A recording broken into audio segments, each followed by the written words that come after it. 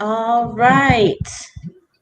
All right. We are here with the Austin Urban Technology Movement Cohort Series, and we are joining with Galvanize today to talk about the software and software engineering and data science certifications.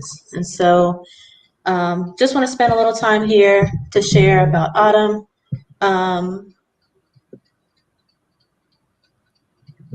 One second, just to share about Autumn. I wanted to, share about my role. I'm essentially as a program director, I'm the person who's making sure that we all are sharing opportunities about, job options or educational opportunities, as well as, um, the networking and putting in front of the people who are in these industries, who have experience or maybe could, broaden your horizons or expand your network. And so my job is to put, people who are coming to Autumn and wanting to take advantage of the resources that we have available for them to help, expand their career.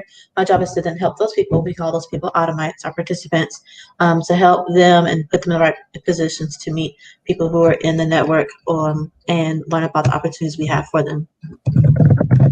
So, excuse me. A little bit about Autumn in general in terms of what drives us. Um, Exposure, workforce development, building social capital, and advocacy.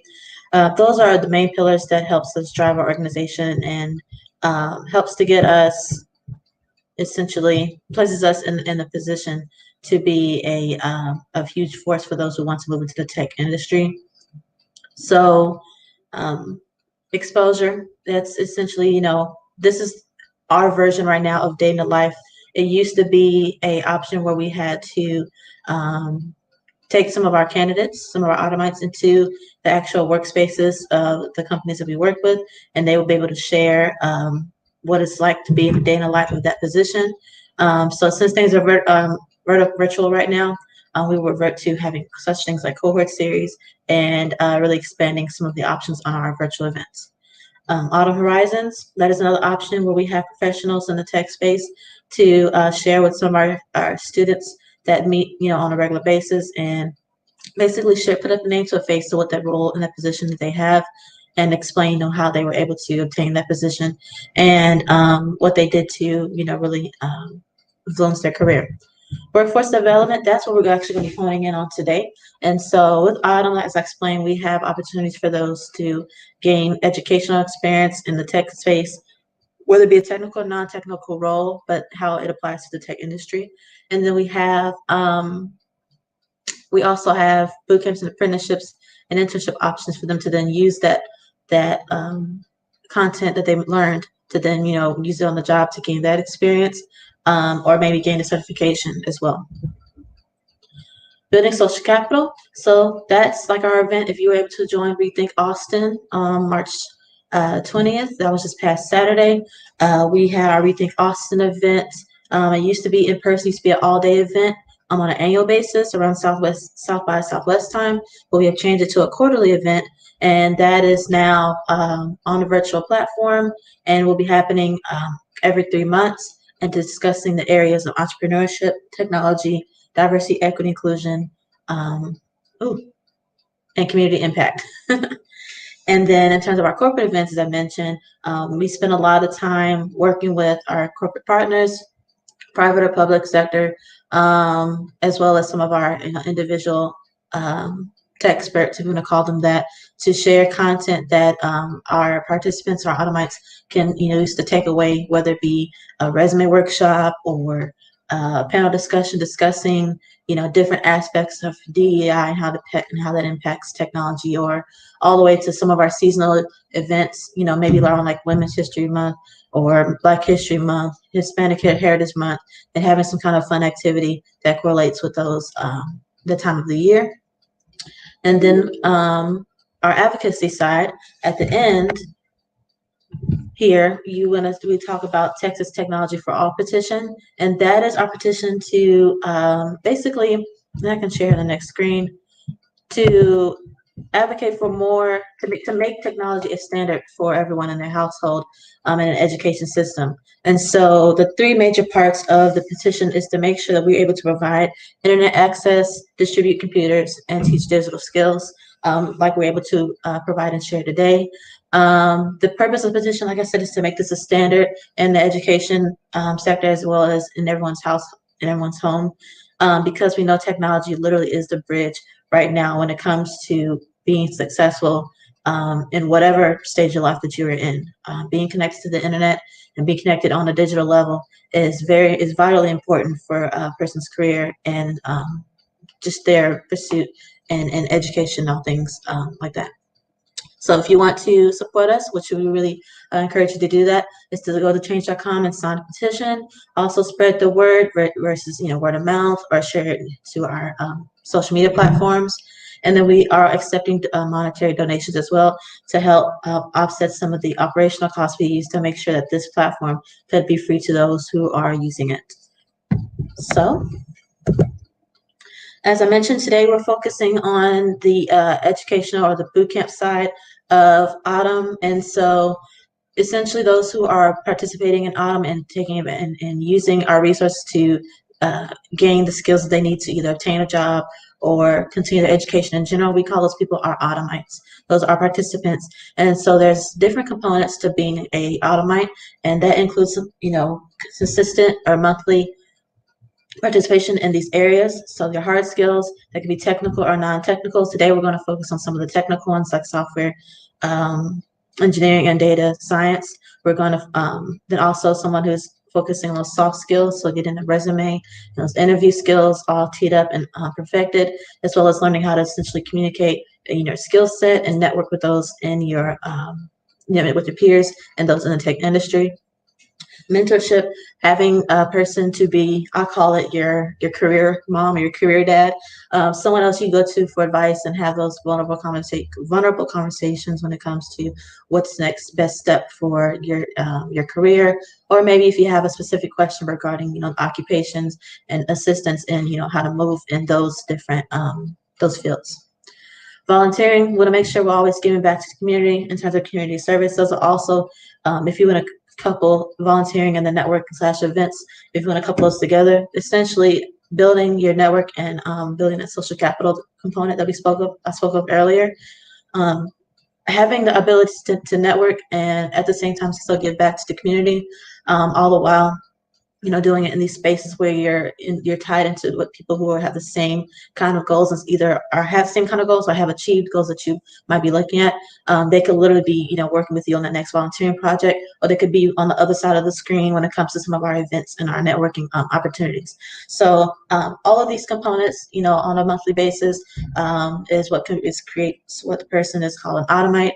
And I don't want to waste any more time, but I do want to get into our conversation in terms of Cohort for Galvanize and speak on the opportunities we have with these guys. So James and Brooks, if you don't mind taking it away.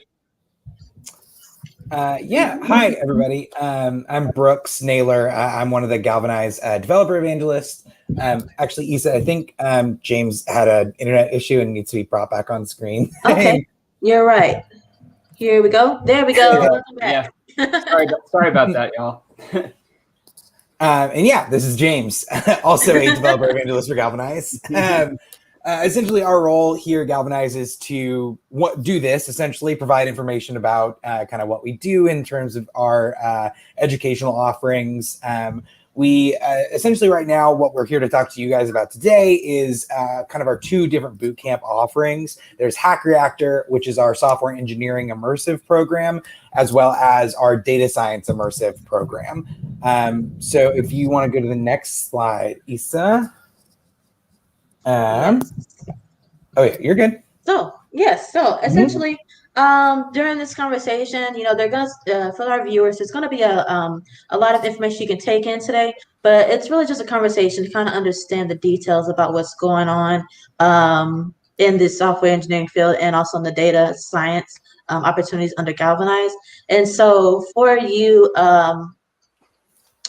Brooks, I wanted to basically, if you could break down what is an ideal candidate and what are some things that that ideal candidate needs to do to prepare or finish in order to complete the data science course. Yeah. So I'm going to speak to the software Oh, engineering I side. apologize. Just kidding, James. You're good. No, I mix them up all the time. Just kidding. Just kidding. James, James, yeah, same question to you. What is ideal candidate in terms of someone who is fit to go ahead and jump in and start learning your curriculum and content and be successful in the course? And then what are some things that they could do, or what are some prerequisites or requirements they need to have in order to be a good start, to have a good start?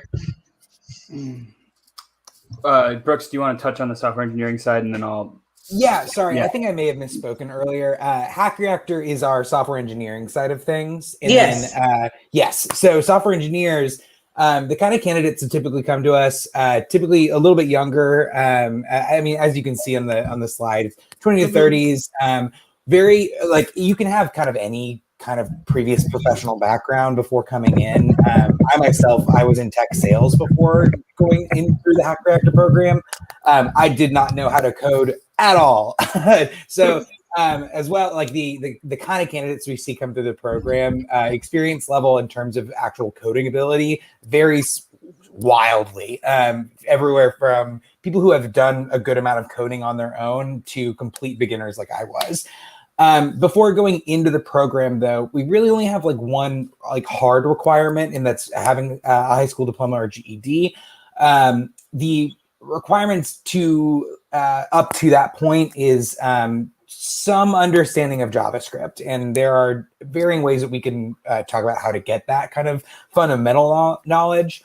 But to actually get into the program, you do need to pass a kind of technical assessment just to make sure that you're good to go. Kind of our mantra and jargony phrase that we throw around a lot is you're not going from 0% to 100%.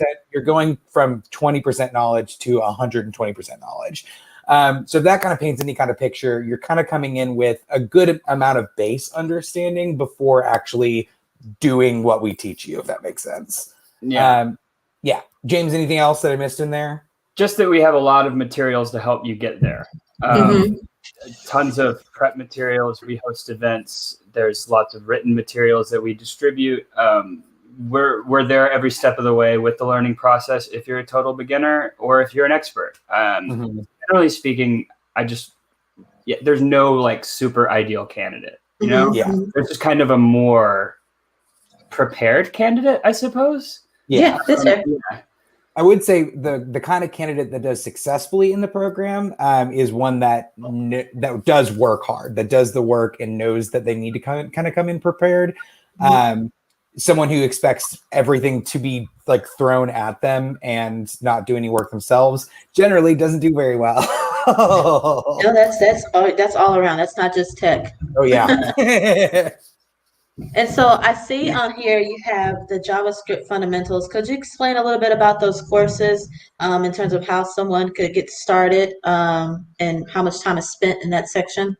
Yeah. So time spent completely varies. Depends on kind of general aptitude. It took me, I'm embarrassed to say, like 3 to 6 months, and I like worked as a software engineer for a couple of years. To go through the fundamentals. So kind of time spent varies, but we do provide a couple different avenues to kind of pick these up. We have a recurring event series. We call it like our 101 series, but they're free events, couple hours where we teach you these fundamentals themselves. Additionally, there is a prep course. So there's a premium prep version, which is kind of a paid scheduled, you're with teachers and other people getting you those fundamentals that you need. There's also a basic prep, which is completely free. We give you all the materials and we tell you what you need to know in order to pass the technical assessment. Now, passing, that's a different thing, but there are those options out there to get prepared in that way. Okay, thank you for that. And then as far as the details for the class, I know there's a full-time and a part-time option. Could you explain essentially a little bit about each option and what they may entail or what might be the differences between those two? Yeah, so the full-time option is it's the intense one. It's 13 weeks. It is 6 days a week, almost every day is going to be like 8 a.m. to 8 p.m. And additionally, more work on Saturday. The remote part-time version, that is the, I think it's 36 weeks. I would need to double check that number, but that is the part-time version. So if you are working a full-time job and you want to take those classes, generally it's Tuesday, Thursdays, and Saturdays in the evenings, or that Saturdays a little bit longer of a day. But those are the two versions of the software engineering immersive. One is intense in person and very long days, but you're done in 13 weeks, versus kind of 3 months of, or not 3 months, way longer than that, of part-time version of that class. And a little spoiler alert to our viewers, James and Brooks actually went through Galvanize, and so they had some personal experience. And I wanted to ask you, Brooks, did you do the full-time or did you do part-time? I did the full-time. Okay. I was lucky enough to be able to do that, to take that time off of work, and went through the full-time course itself. I also knew I needed that in terms of picking up that information. I needed to just be doing this and just be focusing on that. Yeah. So it's basically like 3 months of your time. Yeah. So if you add all that, I could see that. And then you have the updated. We also, folks, we have the updated dates on the Galvanize website, but we'll get to those details later. I saw that there was a cost, for the class details. Will you be going into more explanation about the tuition and just financial side in general in the end here? Yes. In a couple slides, there's a little bit more information about kind of the tuition and then also different ways to tackle it. Don't want to scare anybody away. So you guys. Put that at the bottom and small so we can talk about it later. You put that Band-Aid off early. Right. That's fair. At least put it out there. And so as far as, like I said, the number of requisites you mentioned, and going through the prerequisites and the pre-course and then the test and the assessment, could you kind of break down those steps and, maybe like explain how much time is spent like during the premium test prep, how much, time do you expect to take, the exam, how much study time, just kind of break down, that actual process for us, please. So the preparation you need to do and the prerequisites that you need to do in order to get into these programs, like this one in particular, there's an application, right? You need to like give us your information so we know who you are.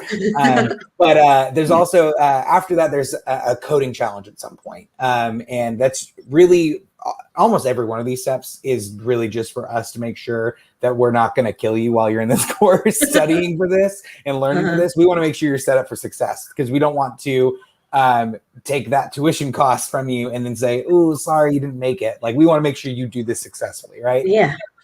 So the time, like I said earlier, kind of twists, kind of depends on the person. I would say standard, I believe, is about, James, correct me on this number if I'm wrong, but I think it's 1 or 2 months in the basic prep version. I think James is having some internet issues. Oh, he's frozen. I'm back. Oh, he's back. Okay. Correct you on was the last thing I heard. Oh, sorry. Correct me on the number if I'm wrong, but in terms of time spent in the prep courses to get those fundamentals to get to the technical assessment is about 1 or 2 months, right? Yeah. So the premium prep courses, both for the DSI and the Hack Reactor program, are 5 weeks. So that's right. There is some expectation that you will work on the basic prep either beforehand or after, depending on when you take the premium prep, because you could take premium prep 8 months before the cohort or 1 week before the cohort. There's some variability there, but generally speaking, I'd say 2 months of the prep and then maybe a month or so before that, usually, of people working on their own.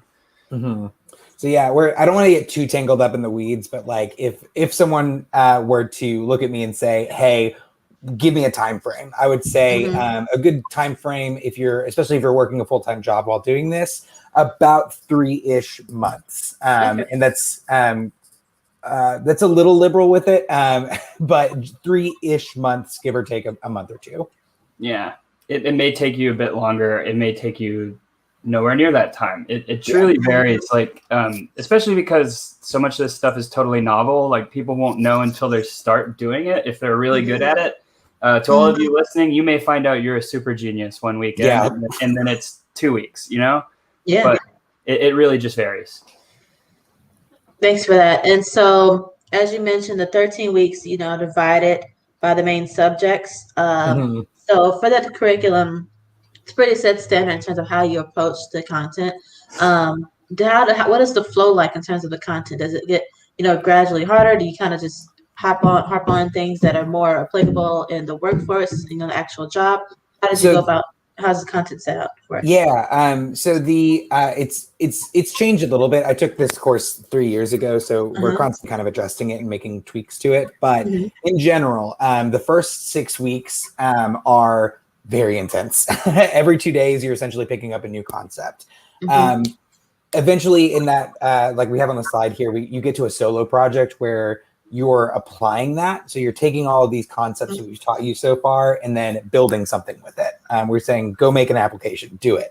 And then the 8 to 13 weeks after that is continuously repeating on that, iterating on what we've taught you, continuing to build new projects so that by the end of the course, you look back and you go, oh, dang, I learned so much. Yeah. The difference between a week 1 student and a week 9 student is night and day. Oh yeah. So in terms of kind of strenuousness of the materials, typically people feel like the first 6 weeks are the hardest. But then after that, you're taking that and building from it, using that knowledge and building on it over and over again until you come out thinking, oh, I know that I could build an application in 2 days, basically. That's crazy. I was going to ask, so what happens if someone is maybe struggling on some content, or they need, a little more clarity, or maybe just more time to grasp it? What do you advise for that person to do if, on the full-time or the part-time schedule? So great thing that, and this was true when I went through it and it's still true today. There are people that are assigned to each cohort and that are there to support you. You meet with them at least once a week, if not more than once a week, to develop learning plans, to develop just like break in case of emergency kind of situations. But additionally to that, you do have technical mentors. You are doing a lot of the work yourself, but you also have obviously teachers that are teaching you these things. So you have a large support system of people who have taken the class before, people who are there to help you psychologically with the strenuousness of the course, as well as a good deal of technical expertise that are there to essentially build you back up. Now, if you get to a situation where you are taking longer, there are different options that kind of break off from that. Like, let's say you get through the first 6 weeks and the technical mentors think, oh, you're almost technically there. You're not there yet, but you're almost there. There are learning plans that can be developed from that. I know some people who have gotten to week 6. They were almost there, but they weren't just ready yet. So I believe it was a refund for the first 6 weeks where they got to take it again. So there are a lot. It totally depends on the person, the situation, but we constantly adjust because the whole goal here is to make sure that you pass not just getting through the first these 13 weeks, but successfully and getting a job out of this, right? So that's the big kind of focus we have. That's all we care about is getting our students jobs at the end of the day. That's what's most important. And we're very flexible. Like you said, literally changes someone's life. And so you mentioned that, you work on these different projects or areas. Does that help you start building out your GitHub portfolio? Is that something that you work with? Yeah, typically our graduates graduate from the program with the certification and like 3 or 4 projects ready to show off to employers. That's really good. That shows that you have, I might have, learned it in a different way instead of going to, 4-year university and learning it that way. But I have had, real world experience and I can apply it. That's really good. And so can you explain what it means to have the career services throughout the program? Is that okay? Oh, sorry. I didn't mean. There's a little bit. That's it.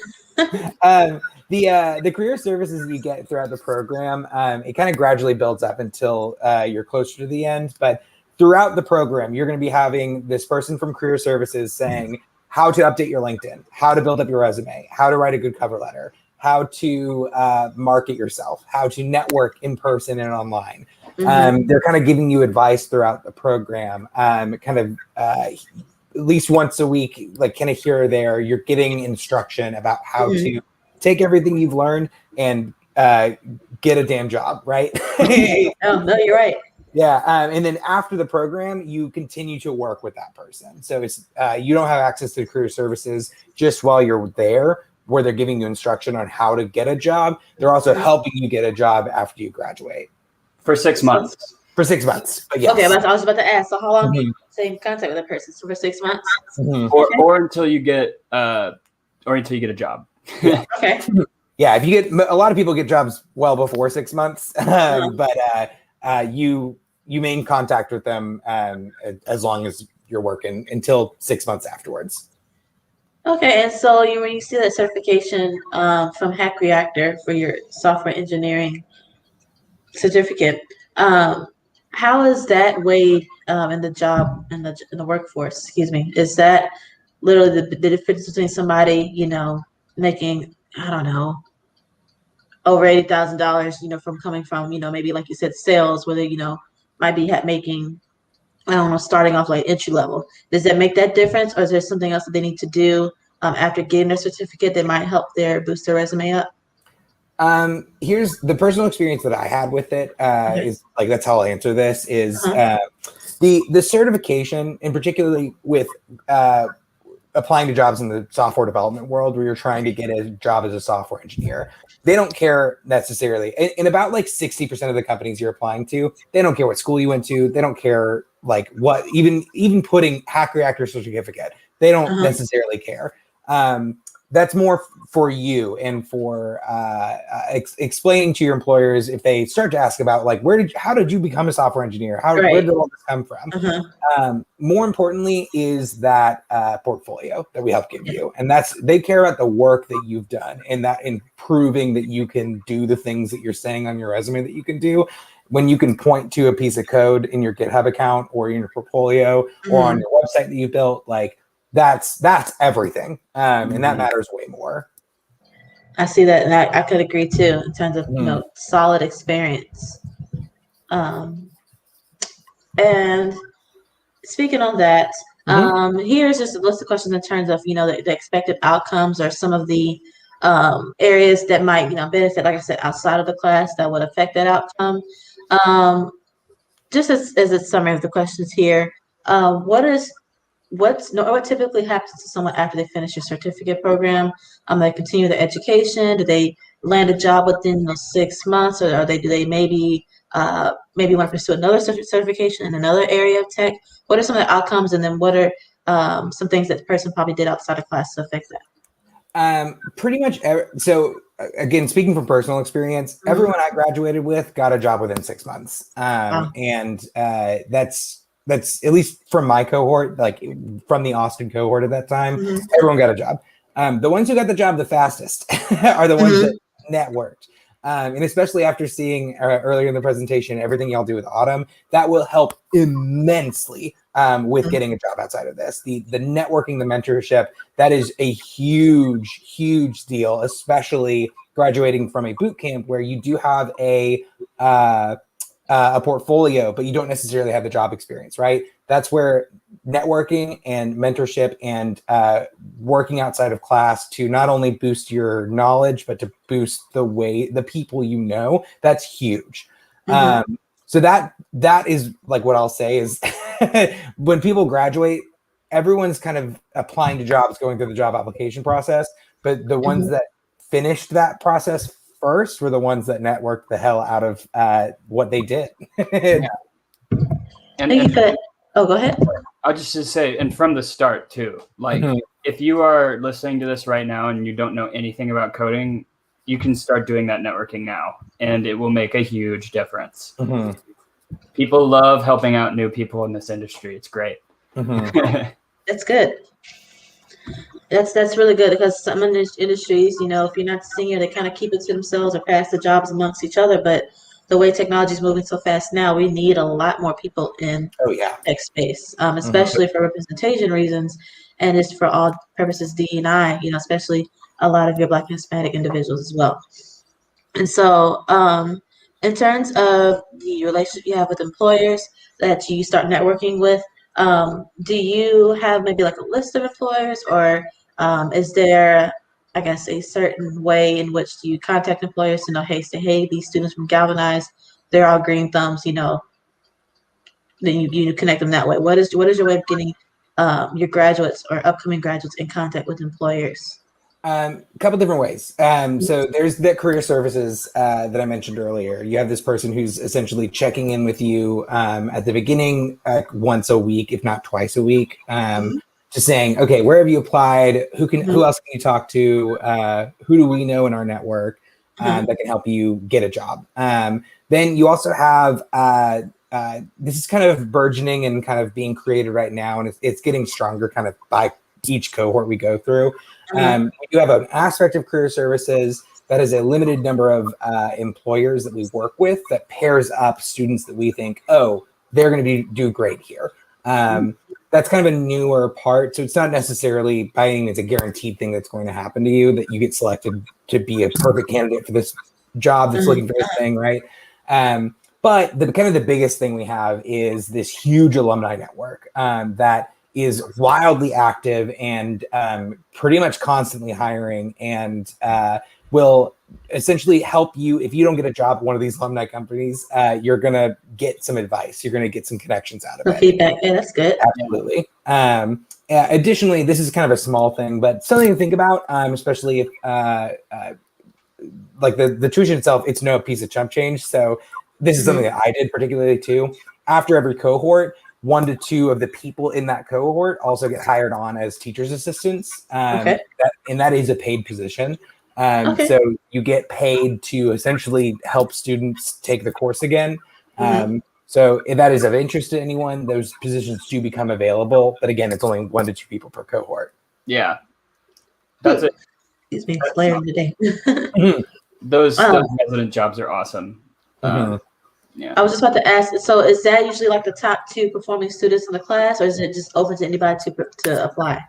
Open to anyone. The decision-making kind of is a big umbrella of things. Like I know for ours, yes, you had to be very technically strong, obviously, but you also have to know how to teach somebody. So that's there's a couple different things to go into it. Yeah. Not just grading papers. You're in there assisting people. Yeah.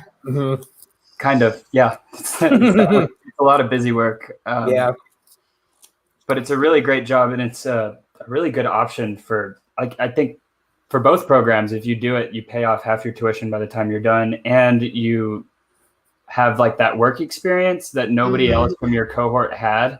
That really elevates you from somebody who has 0 work experience, You're right, yeah. Essentially getting to take the entire course a second time. That's a way to study again. Were either of you teacher assistants? I was, yes. Okay. So that's definitely, I see a lot of benefits of, being in that position. And also it shows your leadership skills too, in terms of, guiding, like I said, teaching another individual, and show that you have that capability to do that, to add on to your skill set.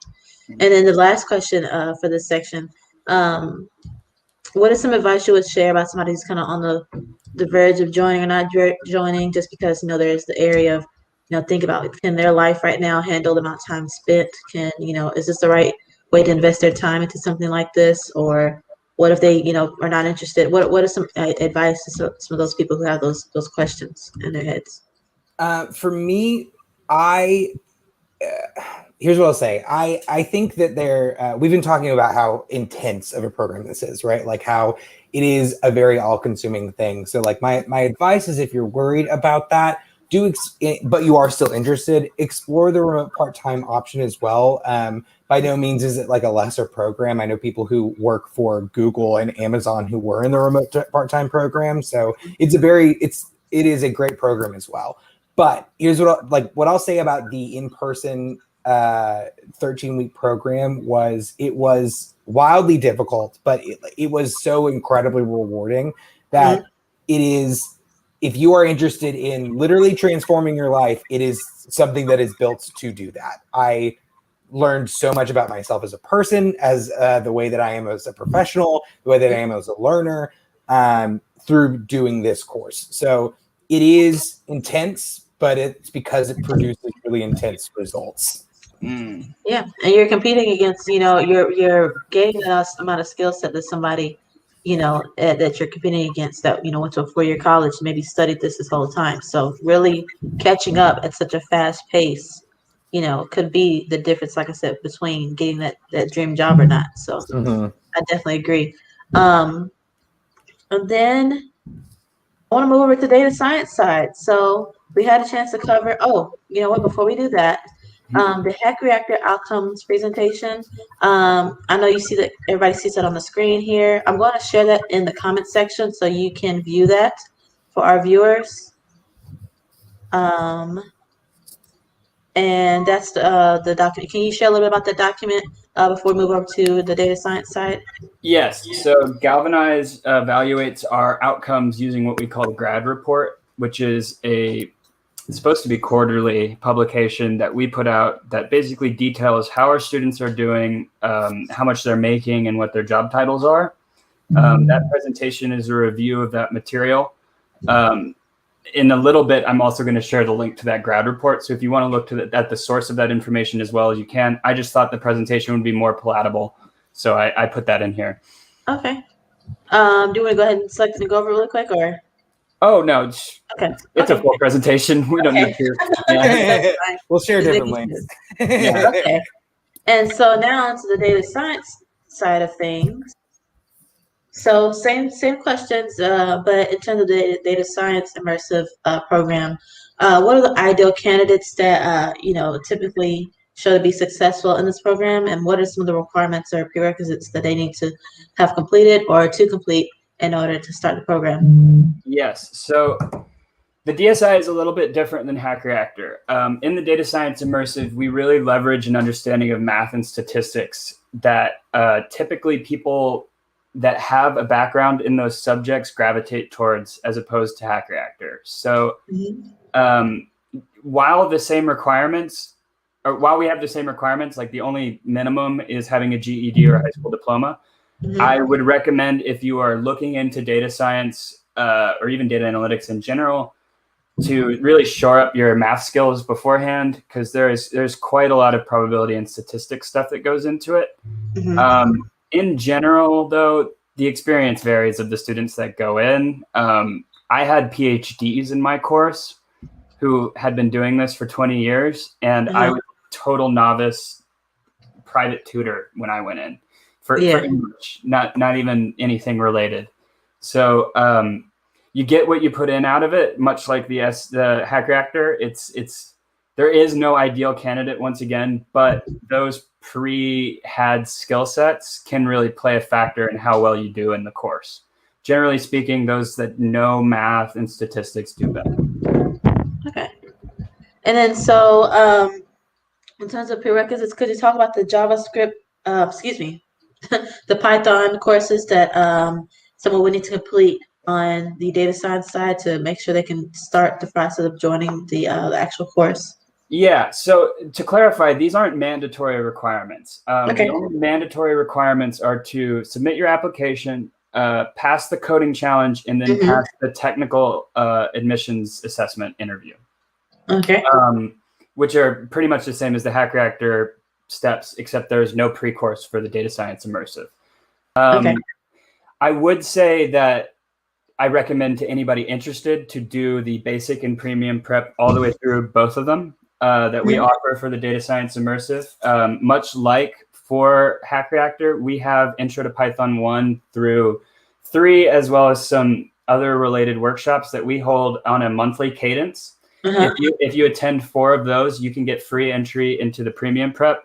That's a $500 value. I really recommend that all of you attend those 4 events and get that $500 off. We have to charge or people don't go, is basically the long story short. But we wanted to create an opportunity where people can earn their way into that. So that's what those intro courses are meant for. Please take advantage of them. I run them with our other coworkers, and they're great. Mm-hmm. That's really like that even then, it's not a mandatory thing, but I highly recommend it. It is the best thing you can do to prepare yourself for the course. It really, Brooks touched on this on the time aspect. I should also mention this. You should take a little longer to prepare if you're interested in the DSI. I would say 4 to 6 months, especially if you're not coming from a math statistics background or a coding background. I took 2 months. It's one of my biggest regrets. I really struggled the first 4 weeks, and I had to do a lot to keep up. So I recommend taking a while to really go through the basic and premium prep materials and making sure you get it all. And you did the full-time, or did you do the part-time? I did the full-time in Austin. Yeah. Okay. Wow. That does seem intense. And so what was your reason for choosing the full-time versus over the part-time? I wanted to just get it over with. Yeah. To be frank with you, I was in a very fortunate position where I was living at home with my parents, so I could afford to take those 3 months. And I just wanted to knock it out, to be frank. But I was a little overeager, and it made my job search harder than it could have been if I had taken my time. Oh, thanks for putting the links in, Brooks. Brooks, thank you. Shared the links to the JavaScript 101 and Python 101 or Part 1. I definitely recommend you all sign up for those. Thank you. That's definitely helpful. It says the error occurred. One moment, please. So we're going to try that again, people. But moving forward. Sorry, 1 second here. Again, don't be shocked by the sticker price there at the end. We will discuss financing and scholarship options here at the end. There's a lot of options. Yes. Yeah. Trust me, I had the same reaction. And so, as you mentioned, the mandatory prerequisites is getting the application, passing the coding challenge, and then the technical admission assessment. Could you talk a little bit about the coding challenge? Yeah. So the coding challenge itself is just one, basically like logic problem, I guess. It'll be something like you have an array of numbers, do something to the array of numbers that matches what we got for it. It's not going to be super complicated. It'll be pretty similar to what you're seeing in the basic and premium prep challenge questions. I suspect that the coding challenge, if you do even the basic prep halfway through, will be very easy for all of you. The technical assessment, though, that comes after that, that's a one-on-one interview with, it's like a job interview, and it's harder. We definitely lose more people to that than the coding challenge. There's a lot of preparation that goes into it. It's 1 hour long, and it's comprised of something like 6 to 10 questions that assess your coding skills, your knowledge of statistics, and your understanding of the relevant math concepts. I do want to jump in here, though, while you're talking about the technical admissions assessment. You can take that more than once. That is not a one and done. Oh, you didn't pass it this time. Sorry, you're out. I think you can do it 3 or 4. I think it's 3 times, 3 total times, where even if you don't pass, they then give you feedback and say, hey, here's why you didn't. Go work on these things and you can come try again. So failing it once is not a prohibitive event. Even one of our teachers who teaches the JavaScript 101 class, he failed his 3 times. It was so close they let him take it a 4th time, and now he teaches it professionally. Yeah, that's so true. That it's to add on a little bit more detail. You can try up to 3 times within any 6-month period, and then after that 6-month period is elapsed, you can try all over again. So. It's actually it's even more flexible than that. It's just really like to prevent people from overloading our scheduling if they keep failing. We have no desire to keep anybody out of this program if they're capable. That's for sure. There's no limit to the courts. There's no limit to taking the exam, the technical assessment? There is that 3-time limit within 6 months. Okay. But after that 6-month period has elapsed, you may try again. Okay. Yeah. Sorry to cut you off. I'm sorry. Continue. Oh no, you're good. Yeah, that's really it about the technical assessment and the coding challenge. Okay. Definitely. And so, in terms of walking through the course again, for the data science, is it focused on more of the content that is used, like I said, in the workplace, or is it more just like kind of going over everything data science, from gradually from easy to hard? How's the course mapped out? A little bit of both. So in the first quarter, you're pretty much going over fundamentals on statistics, math, and Python. In the second quarter, we start on machine learning and prediction, and that allows us to start doing what we call case studies. These are real business problems, real business data that we then analyze and do projects with ourselves in full day things. So it's constant. There's constant exposure to business problems. In addition to that, we also do capstones. Like in Hack Reactor, except there's only 3 total projects. And all of them are solo, excuse me. So at week 4, week 7, and week 13, you will have a presentation over a major project, and that kind of serves as a roadmap for your progress through the course, and showing how you've advanced and how you've learned all these business solutions, basically. So it's a little of both. Thank you for sharing that. And so now we're going to skip over to... Yeah, I should say the career services is pretty much the same for the data science immersive. I do want to mention that, and they're both... Career services is fantastic. I cannot sing their praises enough. They got me a job. Yeah. You have to sing their praises. And so in terms of, anything outside of the class that you did, and that a person could do in general to influence the result that they have with the course or the boot camp, and then also what are the most expected or most popular outcomes for those who complete the immersive program? Yes, so there is a strong expectation in the DSI. I can't speak for the SEI because I haven't gone through it, or Hack Reactor, I mean, but there's a very strong expectation that you read and work outside of the classroom on materials that are provided. I had like 30, 40 pages of reading every night after my 9-hour program. It was quite strenuous. Furthermore, it's on you to do the networking for the most part. I mean, we have events like the Capstone Showcase and the DSI.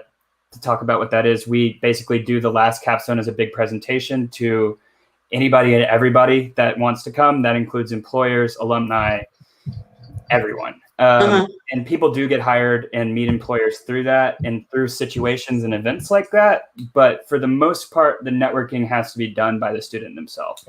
So I would say those are the 2 biggest time sinks, so to speak, that you kind of need to put in to really thrive after the program. But otherwise, it's really just keeping up with the material. Also, this thought just popped into my head. One thing about both programs that I think I should mention is that you never go back. You are always moving forward and learning new material and building off the material you learned. So there is just no slowing down, no review. It is very breakneck pace, and I just think that's worth mentioning, at least in the full-time immersive. But it's definitely worth it. Yeah, it is definitely. I don't know if all our viewers, if you're looking at the compensation for both, for those who complete the Hack Reactor, the software engineering, as well as the data science, you definitely see it's worth it, and that's just starting off.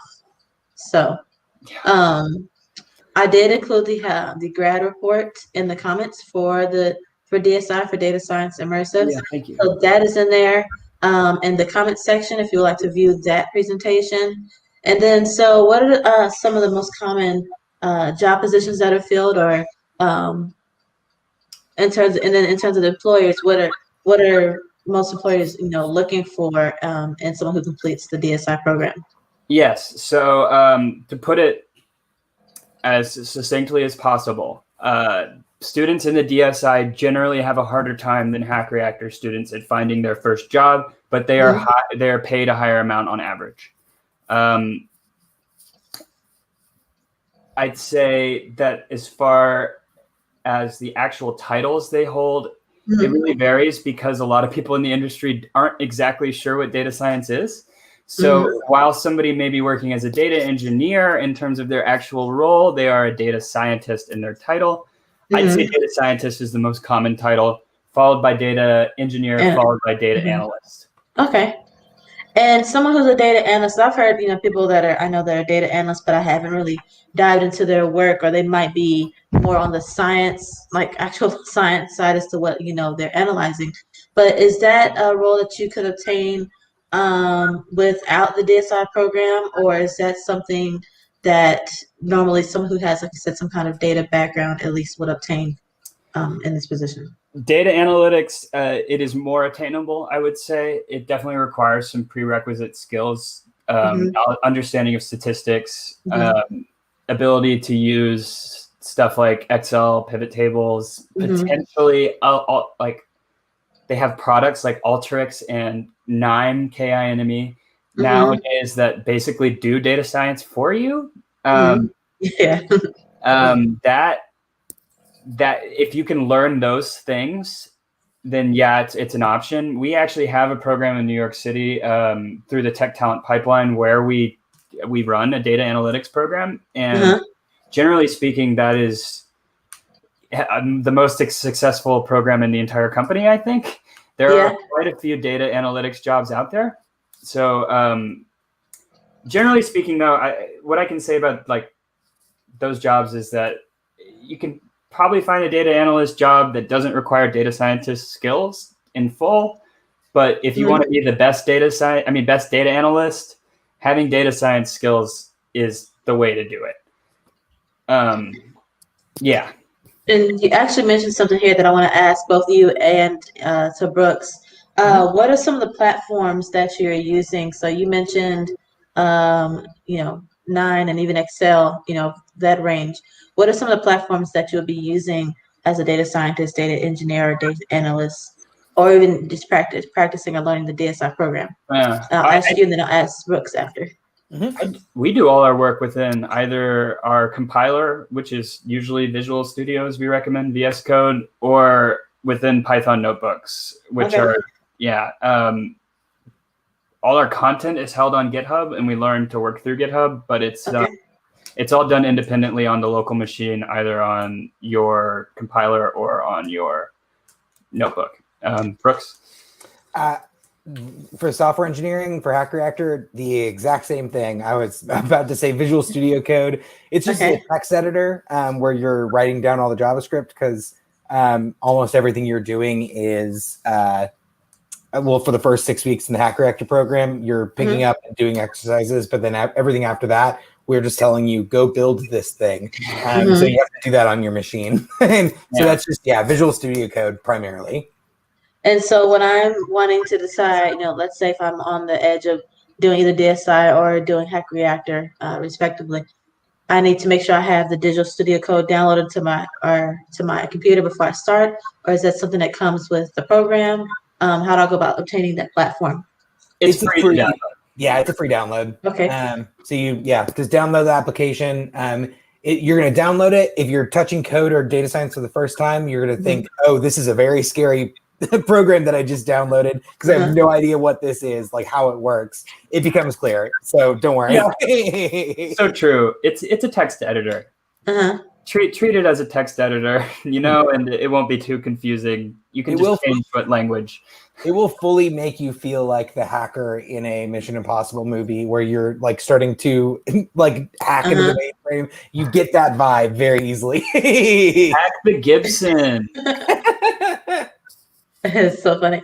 And so I was just thinking to myself, in terms of the networking we were talking about earlier, and making sure that you're putting yourself, out there and explaining, hey, world, I'm about to take on DSI, and I just want to, mark, just kind of keep you updated on my progress, or start meeting people, because I know somebody personally who literally put it on Twitter that he started one of the boot camps for coding.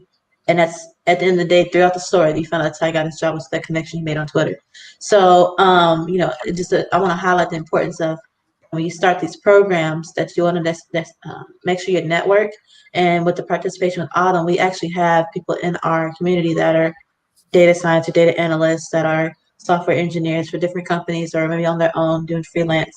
But we do provide, you know, the opportunity to network and even maybe create mentorship relationships with these individuals.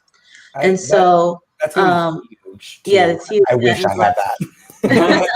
I know if you go back, you know, having a mentor really would, you know, make a lot of difference in your progress in some areas, just because having that conversation with that person who's been through it, or they're instructing other people as well. But you can have those vulnerable conversations, you know, to make sure you're making the right decisions. And so and going to the last question, you know, what advice do you have about those who are unsure about joining the cohort for DSI? Yeah, I mean, you have to commit. It is strenuous. It's the most difficult thing I've ever done by a fairly large margin. Just not in terms of the content, but in terms of the day after day work. It's like it is the mental equivalent of hard labor, but it is immensely worth it. Yeah, we've gushed enough. It really changed my life. If you are unsure about joining it, I would join Premium Prep, honestly. Go to our intro sessions, get the free Premium Prep code, and see what it's like, because it is a reflection of what the material in the course will be like, and you can really get an essentially free taste of it and an understanding of what it'll be like beforehand. If it feels like you're able to keep up there and you're enjoying the experience, then I definitely recommend going.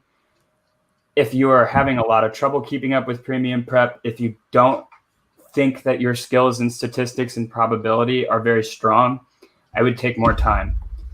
Okay. And so now we're coming up on our time here. I want to spend the rest of the time talking about the financing options. Yes.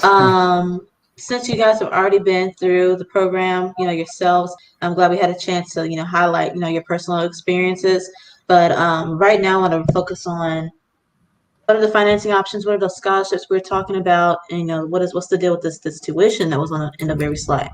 Yeah. Brooks, let's just switch off. Yeah. All right. Go for it. Yeah, I can go first. So we have basically, what is that? 6 options broadly siloed for how to pay for it.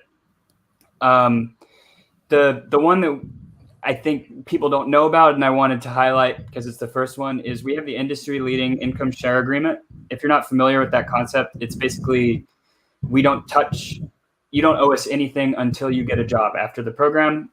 As far as why we're industry leading, we don't charge until you are making at least $60,000, which is a lower threshold than others. And the actual amount you pay, you know, it's like paying off a loan. The amount you pay is less than other boot camps ISA. And if we've got a link there, if you want to check that out, you can actually see how your salary will translate into the payment options afterwards. So for example, if you get an $80,000 a year software engineering job, you would be paying $667 a month until the tuition is paid off. That is a really great option. A lot of people choose it. It works really well, especially if you feel confident that you'll get one of these high-paying jobs.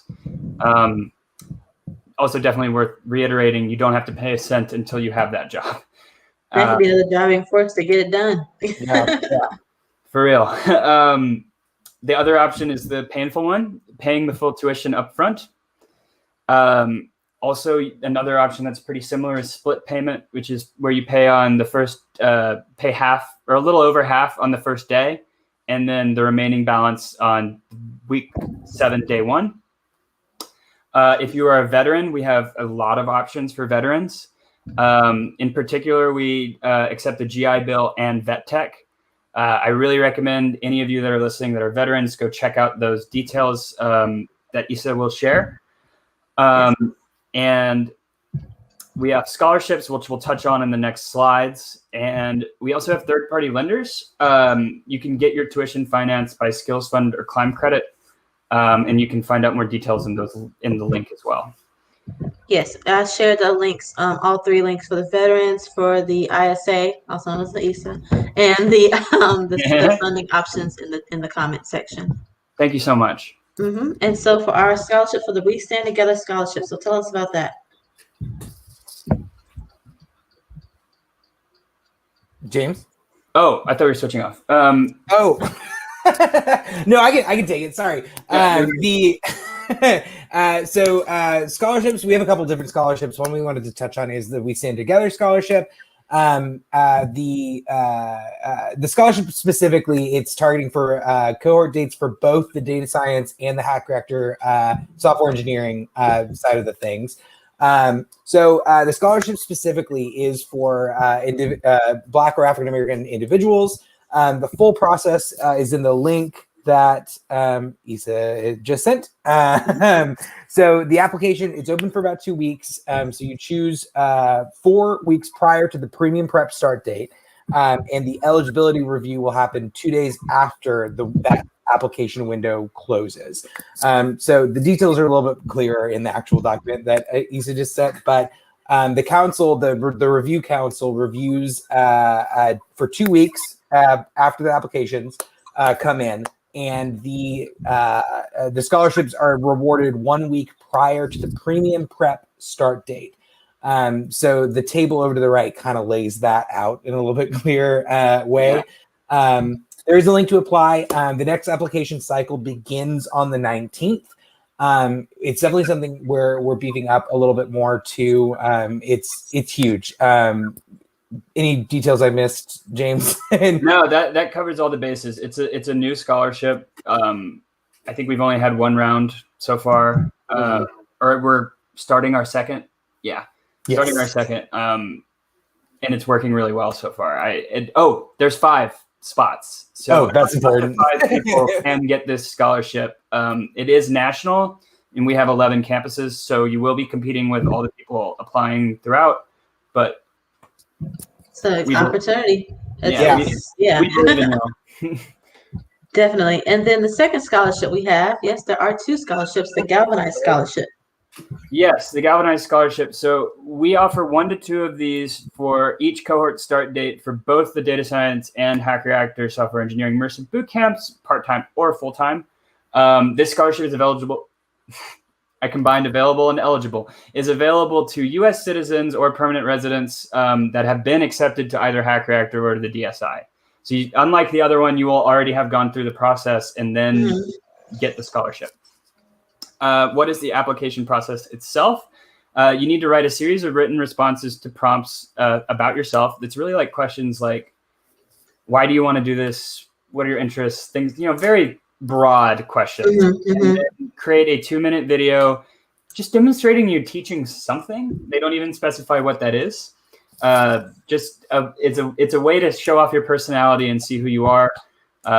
We just want to know that you're a great person, and that's what the video is for. If everybody is talented enough to make it into the program, it's really the question, like who's the most deserving of the scholarship. That's what the video is for. And we've got the dates over on the right as well.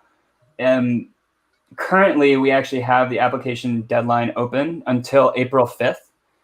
But the next application window starts on April 5th. So they're rolling. So if you ever miss one, you can get the next. Thanks for that. And so, like I said, we've already talked about your experience throughout the session. So I really think all these questions have been answered in terms of, why you chose Cohort and your overall experience. But if you want to give maybe a couple of minutes answers for each person, you can share just your overall experience and maybe you did some things that stood out that helped you progress through the program, your respective programs. I can touch on it just because I've already answered like half of that. I worked as a TA for 3 months after the program, and then I actually continued to teach. I taught in elementary schools around Austin with this program, Hello World. But basically, did a bunch of teaching elementary school students web development, and then because of career services and them helping me and doing some networking here and there, I was able to land a job as a senior software engineer at UT Austin. So not just a software engineer, but a senior software engineer, and that was just through networking and working with career services. So it was an intense experience, to be clear. Definitely job hunted for like 3 months, and that was after teaching for a while, but it was worth it in the end. Yeah, that's pretty much my experience. Thank you. And then James? I learned about are we answering the question from the next slide or this one? No, I was flipping through, going based on the content you were sharing. So the first half is just about, how you learned about Galvanize, why you chose Galvanize. And then the second question is, at the end, what were your plans and how did you, you said to change your career? Thank you. I didn't want to embarrass myself by answering the wrong thing. Yeah. No, you're fine. I learned about Galvanize from a friend of mine who had gone through Galvanize around when Brooks did. I actually graduated almost exactly a year ago. And I joined because at the time I was failing to get into medical school, and I was very tired of taking community college classes to try and get the credits I needed to continue to go to medical school. And I just wanted to do anything else. It seemed like a really good choice, and I ended up loving it after I started studying. I didn't make the decision to really join until a month or two after that thought entered my brain. Yeah, it was just totally out of left field. Almost a whimsical choice on my part that became very unwhimsical when the money came in. Overall, overall, I loved it, and I just did the premium prep to prepare. And so after you completed, how did that change your trajectory in career? Did you start, into the job immediately after? And then what was that job hunting experience like? It took me until I got hired in late June, early July. So it was about 4 months. Most of my fellow cohort mates had a hard time because the people that graduated right when COVID entered the country in March last year had the hardest time. I was very lucky to get a job, but that's been probably the worst time to be a Galvanize grad. It's since bounced back completely, and it's kind of amazing. But yeah, I had a good 3-4 months of unemployment where I really bought into the networking thing. So they changed my trajectory in that sense. I was like asking people out for virtual coffee every day, James, actually, I don't know if you know this, but the last Austin cohort, not the one who's in it right now, but the one from before that, the data science cohort, every single one of them has a job now. So yeah. Wow, that's good. It's like really totally bounced back. Yeah, that's the opposite of our situation. I mean, I'm sitting here complaining while most of my cohort mates are at Google. But seriously, 4 of them, and I got hired there too. I just didn't want to go there. No, I appreciate that you're sharing experience and, just being transparent on, the struggles that, COVID did place on a lot of people. But at the end of the day, technology is always going to thrive in terms of whatever environment you have. And so, what we want to do here with Autumn is make sure we provide opportunities like yours, James, and yours, Brooks, for individuals who are interested in moving in to the tech space, maybe not be not sure as to where they want to move in, but now that they have more insight into the data science, into the software engineering fields, they can make a better, more educated decision.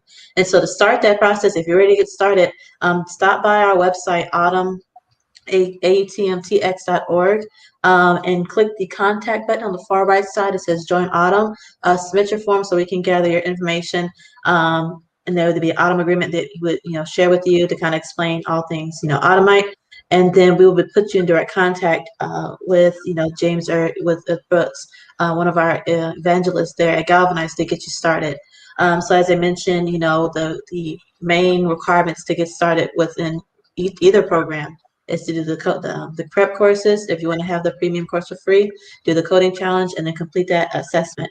And so once you complete that assessment, you would start the course. You will then progress through that, and you would then take the final exam at the end of the boot camp to get that certification. And so, we really, like I said, want to make sure we have this option for you guys to take advantage of and boost your boost your career in the field of tech or in the industry of tech. Yeah. And so I want to thank you guys for joining us. Thank you, James. Thank you, Brooks, for joining us today. It's been a really interesting conversation. I'm glad we had a chance to share it with, not only people who are advocating for the organization, but, have definitely been through and know what it's like to be a part of Galvanize and the courses that they offer. Yeah. Thank you so much for having us. This was wonderful. Yes, definitely. And so don't forget, guys, if this didn't make your top 10 list, but we definitely have one more option for you for this quarter. We have our Black Girls Drone 101 Cohort series tomorrow with Hernando White, the founder and CEO of Black Girls Drone, and she'll be explaining the industry of drone in general, drone piloting, drone technicians, and what it means to be a drone technician in this day and age with the mobility that we have with our devices, and sharing how to go through her program for Black Girls Drone. So join us tomorrow, 6 to 7 p.m. We'll be here on Facebook Live again. Also, YouTube will be live. And we'll look forward to you joining us.